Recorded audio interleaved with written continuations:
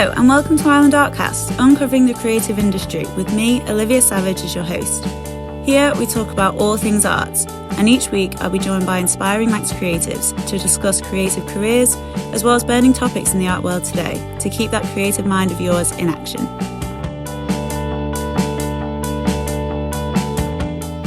Hello everyone, welcome to another episode of Ireland Artcast. For today's episode, we are going to jump into a really important topic that is sustainability in the fashion industry. I'm joined by two fashion designers. Firstly, we have Molly Wade, who was born and raised on the Isle of Man. Molly graduated from Middlesex University with a BA in textile design 2 years ago, and her 2019 grad collection was selected for a feature in New York Fashion Week. Molly has been working behind the scenes since then of starting up her own business, Woolly Made, in which the collections are made entirely by Molly and is a 100% zero waste clothing brand. My second guest phoning in is Alexandra Groover. Alexandra is an American designer originally from California but living in London full-time. Alexandra studied at both Central St Martin's and Rhode Island School of Design. She's worked for Alexander McQueen and Zandra Rhodes and has been a successful entrepreneur under her own name since 2008, with collections that are, and I've taken this from her website, aimed at a customer who wants special garments that will last years rather than seasons. So, the fashion industry is one of the most wasteful industries in the world right now. According to edgeexpo.com, £208 million of waste were generated by single-use outfits in 2019, and customers throw away shoes and clothing at an average of £70 per person each year. And they report that up to 95% of the textiles that are landfilled each year could actually be recycled. Fast fashion became a huge problem for both pollution and exploitation of employees in the 90s and 2000s, and in more recent years the industry has been increasingly working hard to battle these facts and work towards a more eco-friendly runway. Today, myself, Molly and Alexandra will discuss the rise and fall of fast fashion and the costs of transitioning to a more sustainable wardrobe, and my guests are here to give all of you listeners some tips and tricks to becoming more eco-friendly when you buy. So, to kick things off, Molly, I'll come to you first. Can you tell us a bit about your history with fashion and the inspiration for your upcoming brand? Yeah, of course. So my interest first started all with the textile. I love illustration and I love like the artsy side of things anyway. So to like combine that with fashion and clothing, textile, like fashion and textiles was really the way that I definitely wanted to go.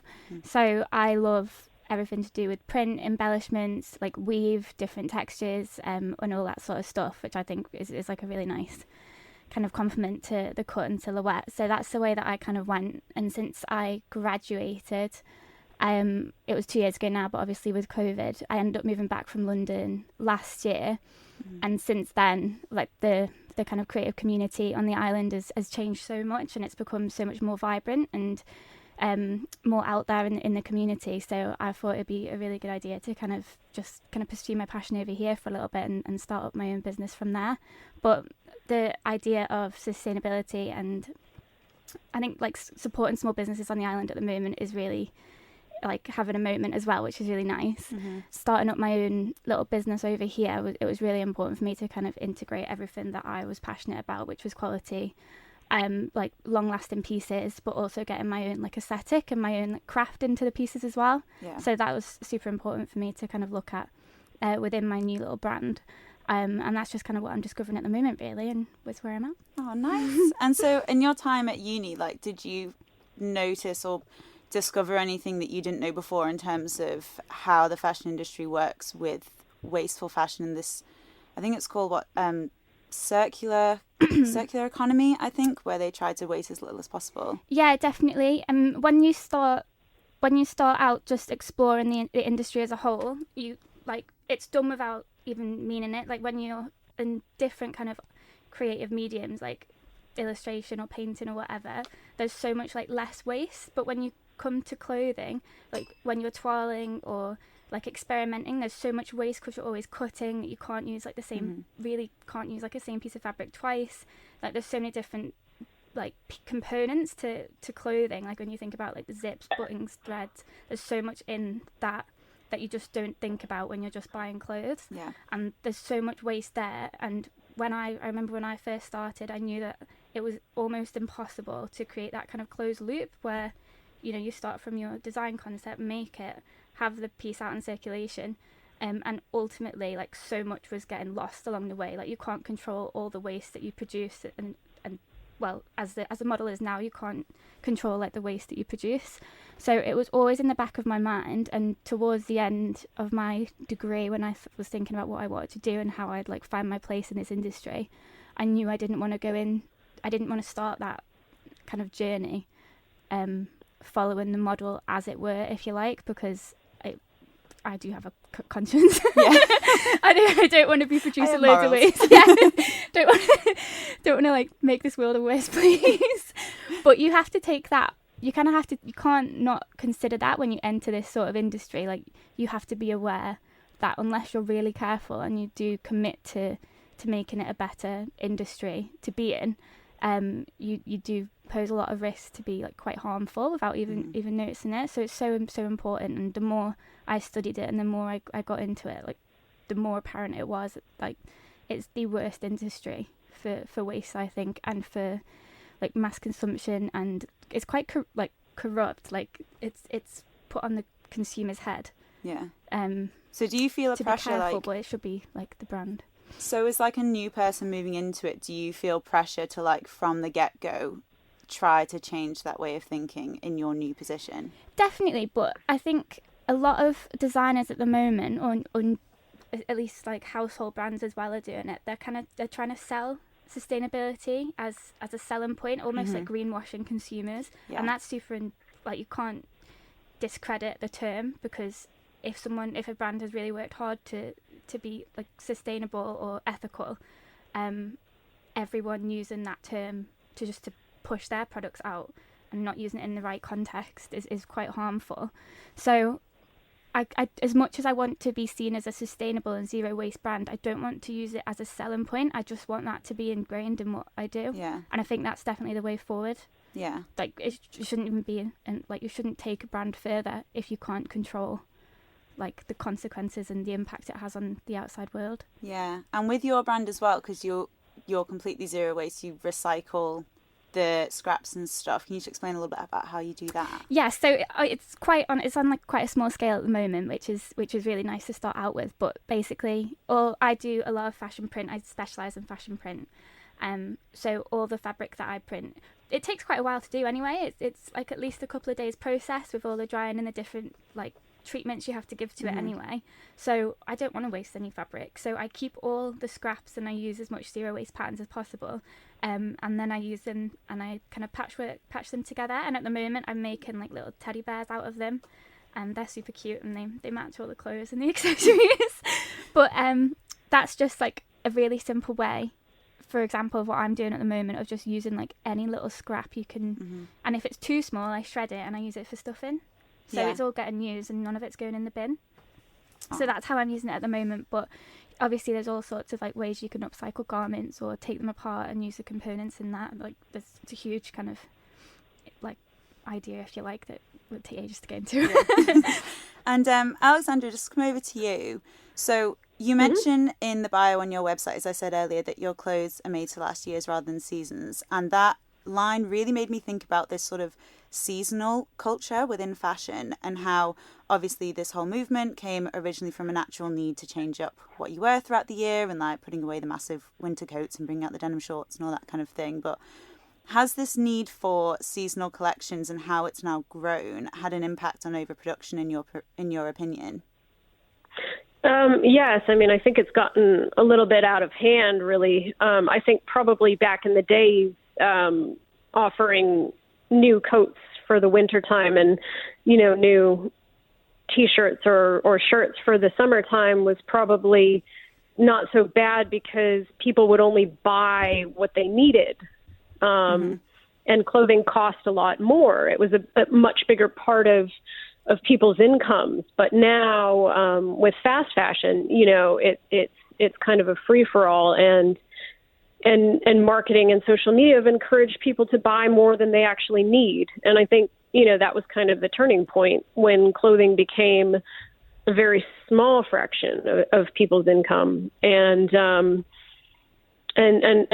all this overconsumption started happening. So, and this encouragement that you need to have, a different outfit every day, or a new look every time there's a new delivery in a shop, or things like this. So I think the dynamics changed, and it's unfortunate, because then you end up with all this waste and these social media stars that have to show something different every day, and that encourages other people to emulate that, and that's a big problem, obviously.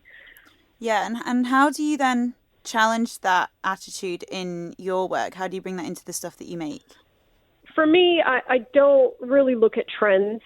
I'm more interested in the integrity of the garment, and in something that's interesting beyond a seasonal trend. I work a lot in black and off-white, and colors that aren't necessarily seasonal, that suit many skin tones and body types, and that's kind of what I'm trying to do with my clothing, is make something that's not trendy, that's interesting in its own right, and wearable, and my hope is that it's something that people will always return to in their closet, like I do with the clothing of mine that I wear. Mm-hmm. And so that's one aim that I take, is I try to encourage this culture of not following trends, and choosing things because you like them, not because they're cool. Yeah. There's definitely that growth in attitude, and I think particularly sort of in the later half of the 20th century, in terms of, like coming out of the war, and there was like the boomer generations and stuff, and this capitalist attitude, I think, of like these bigger organizations being able to form this advertising that tells you that you need these commodities, that they've now become a necessity. And yes, has that kind of been like reflected in fashion? Do you think that's where it all started, really? Yeah, I mean, I'm sure that the birth of the advertising industry had a lot to do with it. The boomers having a decent amount of wealth compared to the later generations. I think that made a difference.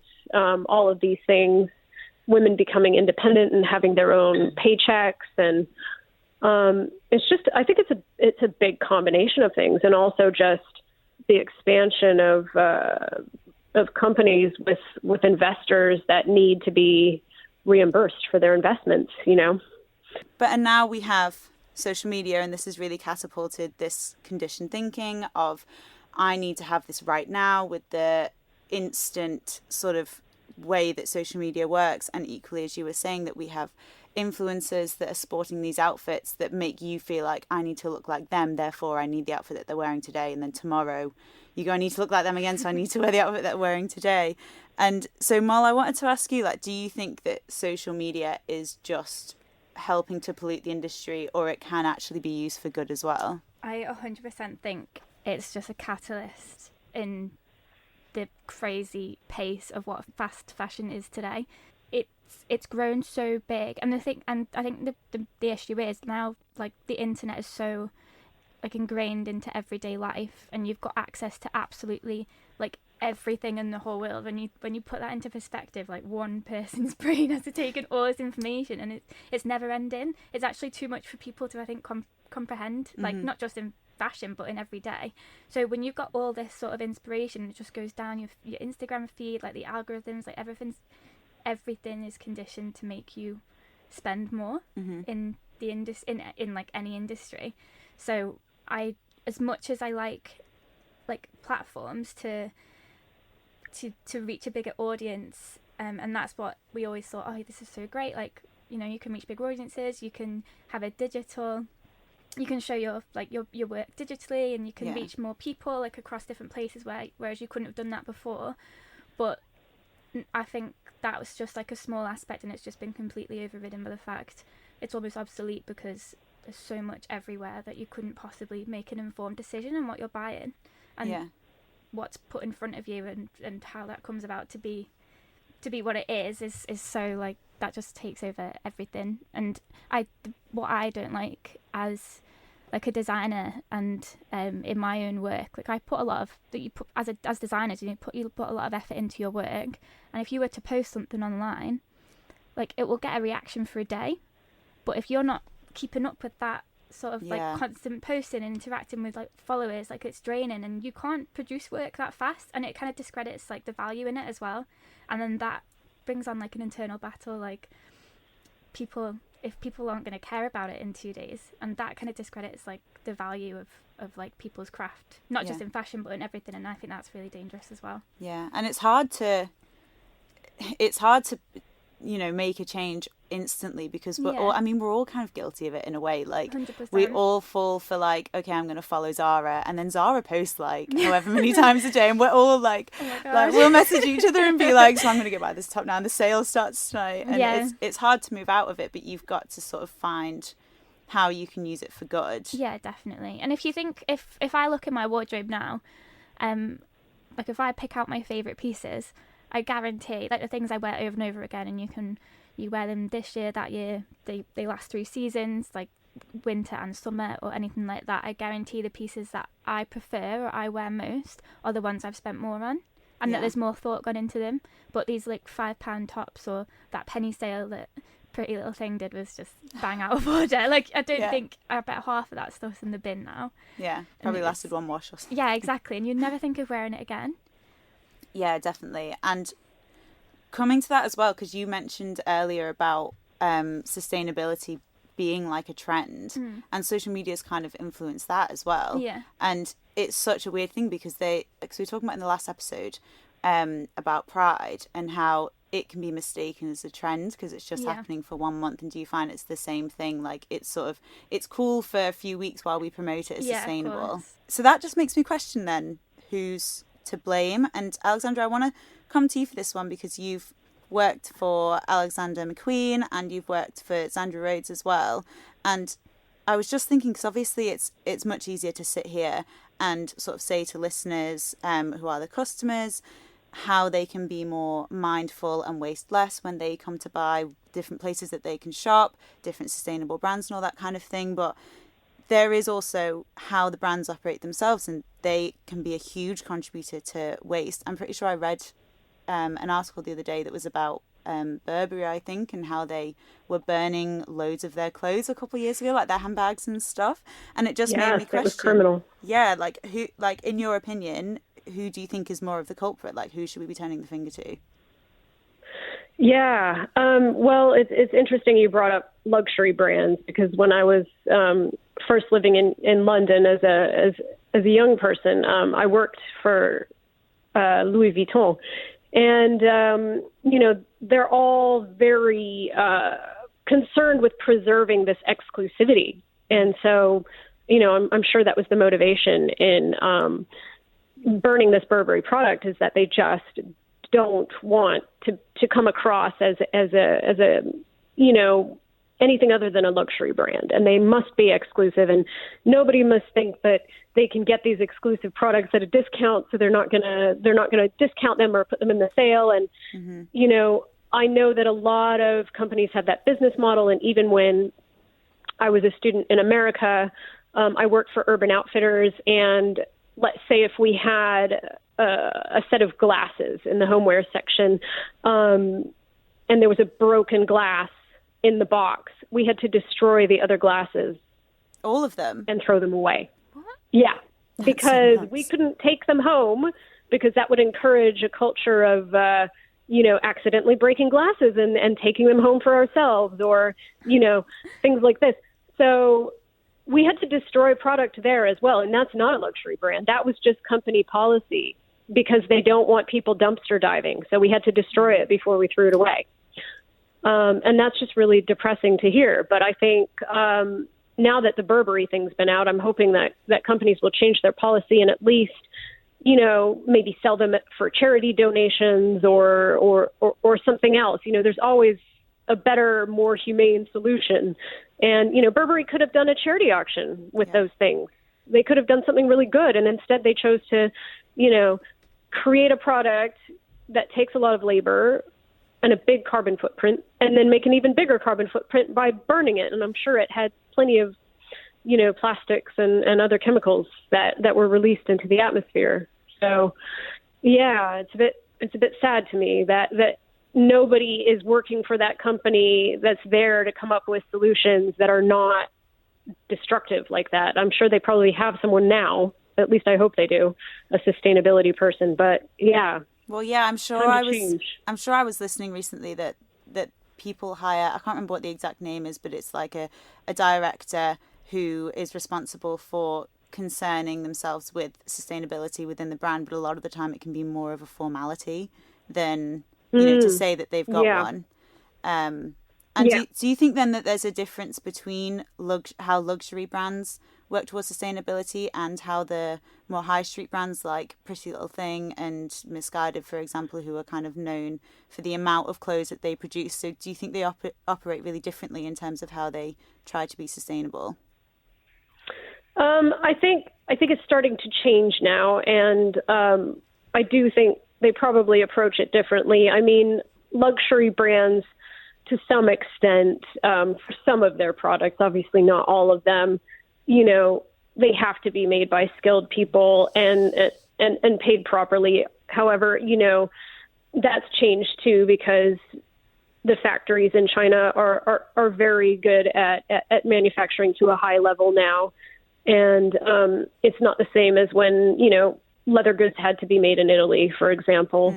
And so I think they become more similar over the years, because of all the manufacturing being moved to just one place and the loss of sort of handmade goods. I do think there are some luxury companies out there that are more sustainable by default just because of the level of quality of their goods. But I think the bread and butter is for both luxury and high street, things like, T-shirts and jeans and accessories most of the time. And those are all made in the same factories. And, the level of quality might be slightly different, but we all end up back at the same sort of place where people are being encouraged to buy lots of products, and that's most likely made in factories that may not have auditing and any kind of regulations when it comes to workers' rights and things like that. I still keep reading articles about how they're all choosing to turn a blind eye, And Rana Plaza was a big, horrible event where, the factory collapsed, and they still haven't made much progress since then. And that's, pretty sad to hear, but I'm also not surprised. Yeah. And speaking of change, I mean, obviously this last year has seen change for, so many different industries, and particularly with clothing industries, and trying to make sure that they're paying their workers. And it's made society and people not only think to take more care of themselves, but also to take more care of our planet. And we've seen less pollution overall due to less activity in cities and less planes in the air, to put it really broadly. Equally, however, there was a massive boom in online shopping because everyone was home and everyone had more time to spend on slightly more luxury things because they weren't having to spend on the mundane everyday transport and that kind of thing. And so I was just wondering, Mal, I'll come to you for this one, whether you think the fashion industry has responded to COVID in terms of, say, cutting back on production due to funds, or maybe taking the time to reevaluate wasteful materials that they use. And is there any effects that's happened so far that you think could be positive long-term effects? I think it definitely forced anyone in the industry to reevaluate how they kind of operate on a daily basis. For example, in the last season, McQueen's entire collection was completely made out of like dead stock fabrics, which is always really nice to see. Mm-hmm. But they must have had loads. Yeah. Thinking about it, like if you could make a whole collection out of dead stock, like how much dead stock is behind those doors, and then you can think about that for any other kind of brand or big fashion house. So I think it did force people to kind of be more resourceful, which is really good, obviously moving forward, and they can be more resilient. But in terms of if it's had like a positive effect, I think you would hope it's kind of made brands be more like treat their employees fairer and their factories fairer and things like that, because I think at the same time it's probably also forced people to like take more drastic changes, or trying to like cut margins or increase profit margin, things like that. So I think on the surface it probably looks like brands are being more resourceful, but under the surface I reckon there's going to be a lot more unfair treatment on the people at the kind of bottom end of the hierarchy. Yeah, well, I was thinking, is quite worrying. Yeah, I was thinking that recently actually, because in their whole process of trying to cut back on funds and trying to be more resourceful, it's often the factory workers that actually get left behind in that thinking, in terms of how they're going to be held. Yeah. And that's a really difficult one to come to, because if you're a British brand, for example, and you want to use factories in England, there's obviously loads of regulations in place, and there is still some that go under the radar. Like there was a big scandal with, I think it was Misguided, or a factory in Leicester. But a lot of the factories over here, where you can actually go and visit easily and see their regulations and see how things are made and the processes they use and how they pay their workers and whatnot. But as standard is, it's so much more expensive to use factories in Britain than it is to go and use them in China, for example, right, where you don't know what we can't exactly see what the regulations are, and they operate on a much larger scale. So it's something that's like, it could change, but it couldn't change in a day. Like they'd have, if they were to move to more ethically sourced factories that are more fair on employees, they'd have to pay so much more to do that, and it would be like a long term. Definitely. That's change. Why if you were to see like a British made brand and everything's made in Britain or sourced in Britain, like the quality will be there, of course, but that will automatically jump the price. Yeah. Just due to where it's been made. Yeah, and that's such an interesting point as well, because I was thinking in terms of the customer, like how do you convince people to make that change when there are people who are, and it's a naive way of thinking, but there are a lot of people who will be like, you know, like I could be more sustainable, but like I'd have to spend like days after days going in charity shops trying to find the right thing, or I'd have to do so much more work to make sure that I'm buying completely sustainably. Like how do you change that mindset? That is completely half the battle. But yeah, if you see two jumpers or coats, for example, and one's got, you know, £50 price tag and one's got a £350 price tag, instantly in your head you're going to think one choice, like one person's choices aren't going to affect the long-term outcome, and it's so hard, and I don't think it's going to happen overnight or within the next 10 years, but we have to adopt, or just make little choices every day to adopt a more sustainable, ethical mindset. But if you were to go out of your way on one occasion, just try and buy something or do a little bit more research into the brand that you're buying into or where you're buying your clothes from, and if you do take that time or go out of your way to try and buy something that's more sustainable, ethically produced, the chances are that garment you're going to love much more. It's going to fit better. It'll last, you know, seasons to come or years to come. And then if it does get what's the word? Ripped. Yeah. I don't know why it couldn't come to my head.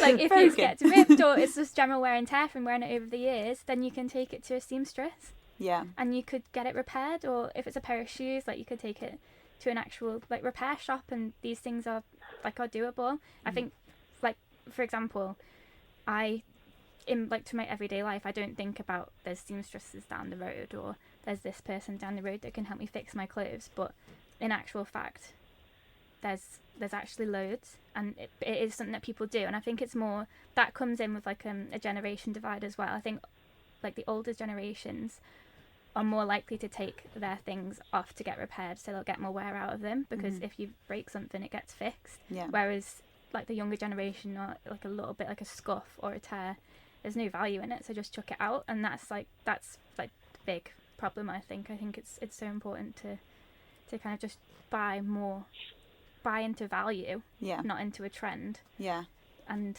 hopefully it will last longer and you can get more for your money in the long run. It's just not an instant effect, and we're so used to instant, like we have this now, we want this now. We need to kind of straight like take ourselves away from that. And I was thinking as well, obviously with the Isle of Man, like it's easier to be aware of your local suppliers. Definitely. in terms of like seamstresses and Yeah. also like independent brands and stuff. And Alexandra, do you find it's hard to find those more local independent places that are completely sustainable when you're somewhere like London or California that have massive brands sort of dominating the area?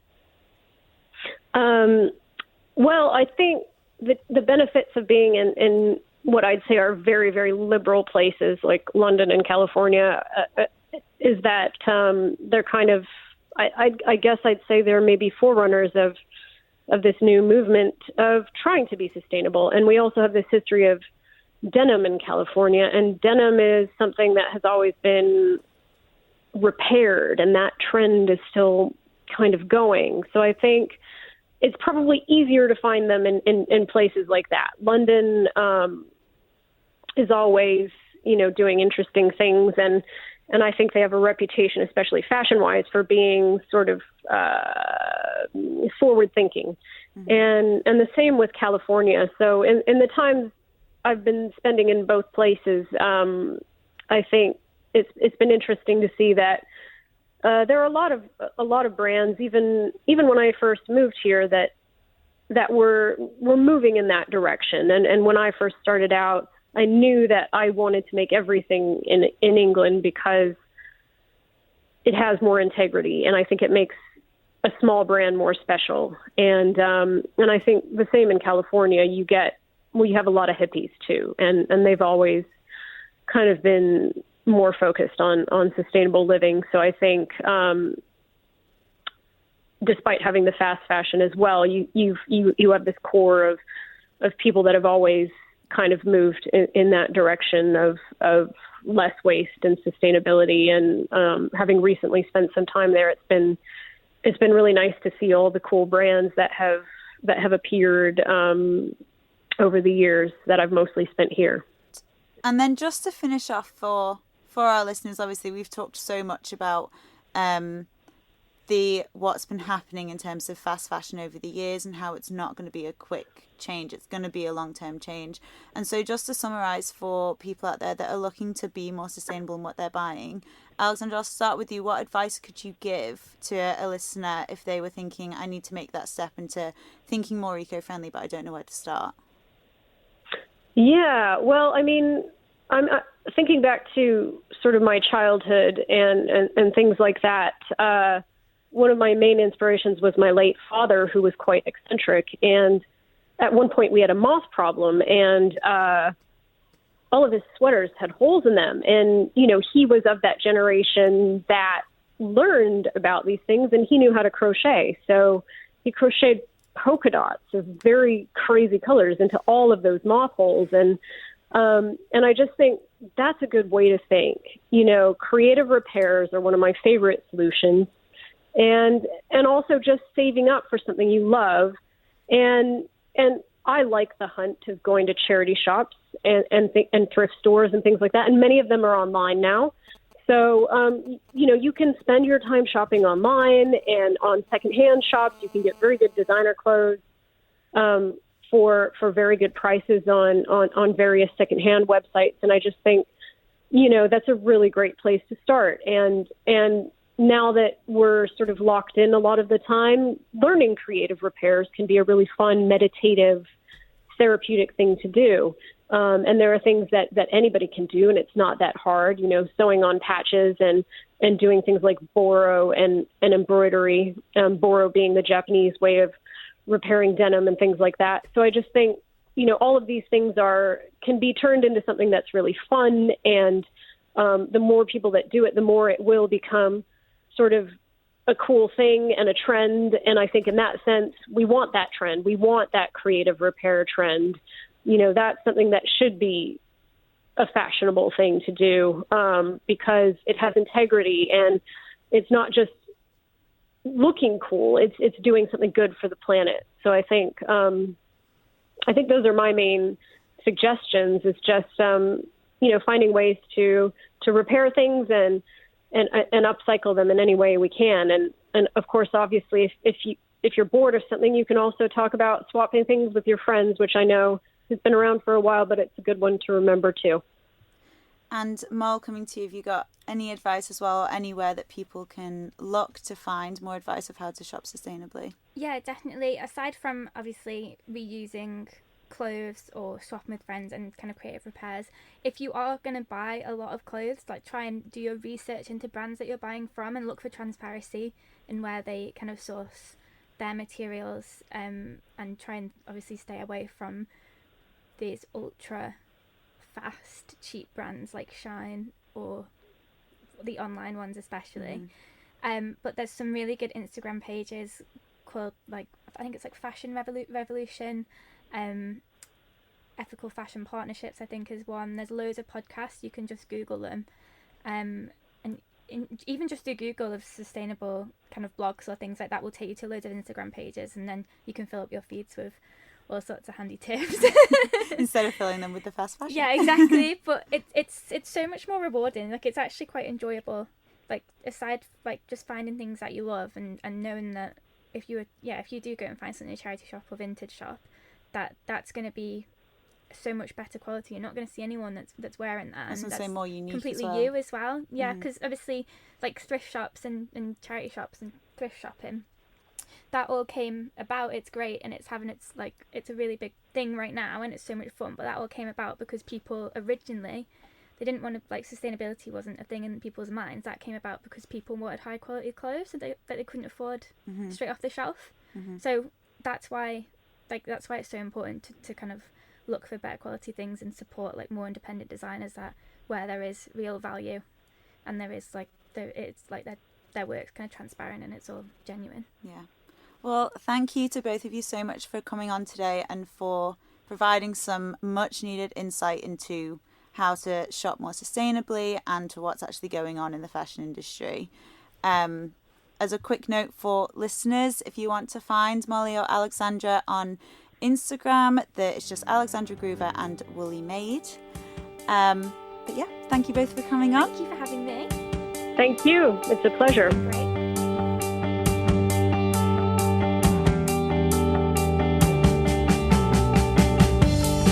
A quick note before we head off for another day. If you're listening to this, then you've lasted through a whole episode, which I'm going to guess means that you enjoyed the show, which is amazing. In order to help Island Artcast reach out to more creatives, we really need your help. So please remember to rate and review the shows you've listened to and enjoyed. Even if you didn't enjoy them, you can still rate us. If you're an avid Island Artcast listener, subscribe or follow the show on your podcast platform. These things only take 2 seconds out of your day to do, but mean the absolute world to the show, so please show us your support. Other than that, remember to keep up to date with all the latest Arts Council news on our website, iomarts.com, and by following us on social media. Just search Isle of Man Arts Council on Facebook, Instagram and Twitter. Thanks again to Molly and Alexandra for joining me today and to all of our listeners out there. See you next episode.